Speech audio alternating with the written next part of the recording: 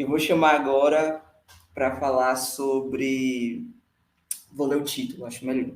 Reflexões e apontamentos para a pesquisa de ingênuos e menores desvalidos nos mundos do trabalho das últimas décadas do século XIX. Vou chamar José Pedro Carrano da Silva. Boa noite, Bento. Boa noite, José. Estão assistindo. Primeiramente, eu gostaria de agradecer à comissão organizadora do Seminário Discente. Foi muito engrandecedora a experiência que a gente teve lá. E queria agradecer o convite também da comissão organizadora da revista de História. O título bem grande, né, do texto, que foi título da minha comunicação oral. No entanto, como o texto trata de algumas questões metodológicas que iriam, acho que, ocupar muito do tempo disposto aqui na live, eu vou falar um pouco sobre a minha pesquisa e sobre as novas inquietações que eu estou tendo nesse início de doutorado. Minha pesquisa se relaciona com a utilização da mão de obra infantil, mais especificamente ingênua, e menores desvalidos nas últimas décadas do século XIX. Com a análise das fontes, com o levantamento inicial das fontes, eu consegui perceber que após 1871, ou seja, após a promulgação da Lei do Ventre Livre, o debate parlamentar relacionado aos ingênuos e menores desvalidos se intensificou de uma forma muito diferente do que nas décadas anteriores. E esse debate tratava, dentre várias questões, sobre a fundação de colônias orfanológicas agrícolas e industriais. Debates esses ocorridos em assembleias provinciais, nas mais diversas províncias. Até agora eu consegui identificar 27 projetos em torno de todo o Império. No entanto, não são todos que são executados, né? E também projetos debatidos dentro do Parlamento e dentro do Senado. Esses projetos visam, além de enxergar os ingênuos e os menores desvalidos como dois alvos de um mesmo objetivo, ou seja, da utilização dessa mão de obra, eles, em seu discurso, esses parlamentares que propõem esses projetos, eles também compreendem que a utilização dessa mão de obra infantil seria essencial para a formação de uma nova classe de trabalhadores. Então, a partir da análise documental desses debates parlamentares, eu consegui chegar nas colônias. Até agora, eu consegui identificar a construção de 5 colônias, e é delas que eu trato mais especificamente nesse momento do meu doutorado. No mestrado, eu identifiquei uma que foi construída na Ilha dos Frades, localidade próxima, para quem não conhece, de Salvador, fica a 2 horas de distância de Salvador, né? E ela foi construída por meio de um acordo entre um proprietário de terras chamado Domingos Carlos da Silva, que também era professor da Faculdade de Medicina da Bahia, entre o chefe de polícia da cidade de Salvador, que na época era Antônio da Rocha Viana, e essa colônia foi fundada em 1879. Essa colônia funcionava por meio da cooptação e do sequestro, propriamente dito, de menores na cidade de Salvador e nas adjacências da cidade, e menores que se encontravam na rua, em determinados momentos que a polícia passava, e eram enviados à Secretaria de Polícia, e da Secretaria de Polícia eles eram enviados para a colônia. Eu consegui identificar essa colônia por meio de um interrogatório que foi produzido por um juiz de órfãos, interrogando um desses menores que havia sido resgatado dessa colônia. E nesse interrogatório, Alexandre Batista, que foi esse menor que foi sequestrado pela polícia, ele fala quais eram as condições dentro da colônia, onde esses menores eram acordados às 5h30 da manhã, trabalhavam até meio-dia.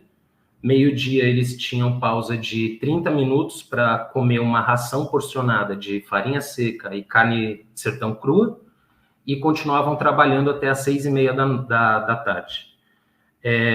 Alexandre Batista, nesse interrogatório, ele também evidencia como há ali, nessa colônia da Ilha dos Frades, práticas de tortura, como palavras do menor, né? Chicote, palmatória e tronco, onde esses menores eram amarrados.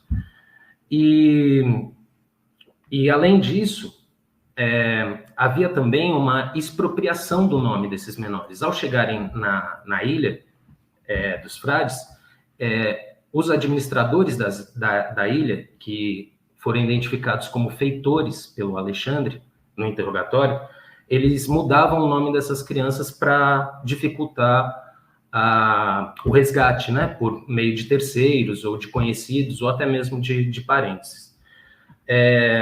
Além da colônia da Ilha dos Frades, eu consegui identificar nesse início de doutorado a construção da colônia Cristina, na cidade de Baturité, no Ceará. E o que eu consigo identificar são práticas similares no envio dessas crianças para essas colônias. No caso da colônia Cristina, por exemplo, eu consegui identificar o envio de um menor chamado Pedro Gomes, eu só consegui identificar a correspondência do juiz de órfãos, do qual ele fala que esse menor teria que ser enviado para a colônia porque o pai havia sido preso. Eu não consegui identificar qual crime que foi que o pai cometeu.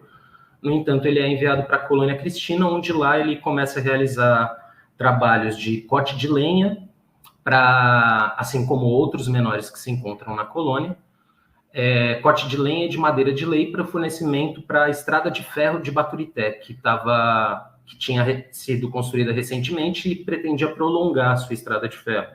Então, o trabalho desses menores fornecia madeira de lei para os dormentes e lenha para o trem, né? E esse fornecimento era mediante um contrato estabelecido entre o juiz de órfãos, o administrador da colônia, que no caso era um eclesiástico, e o secretário de Instrução Pública da província do Ceará. Além dessas duas, existem outras duas colônias do qual eu trato nesse início de doutorado, nessa análise primária das fontes, que são a Colônia da Estrela, no Rio de Janeiro, que inclusive foi fundada por um juiz de órfãos.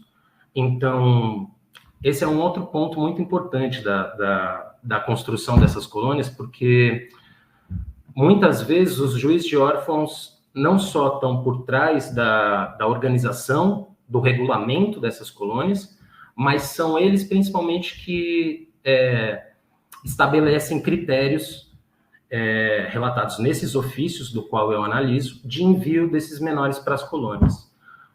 E uma outra colônia que se localizava em Amparo, que foi construída em 1877, chamada Colônia São Paulo das Cachoeiras, que era uma colônia, um empreendimento de café, onde órfãos segundo o regulamento, seriam admitidos órfãos de 7 a 12 anos, ou os ingênuos de que fala a Lei 28 de Setembro.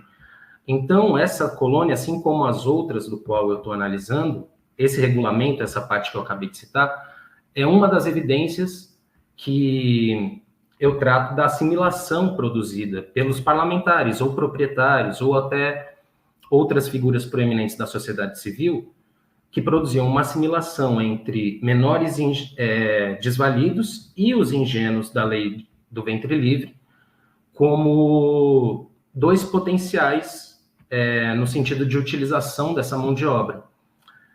E, bom, no caso, acho que é isso. Acho que é um pouco mais... Tem mais um minutinho. Tem mais um minutinho. Não, mas acho que é isso mesmo, Bento. Mas eu ia entrar nessas questões metodológicas, que daí acho que ia dar muito pano para manga. Foi só uma breve exposição mesmo. Tranquilo. Nas perguntas, a gente dispõe um pouco mais. Vamos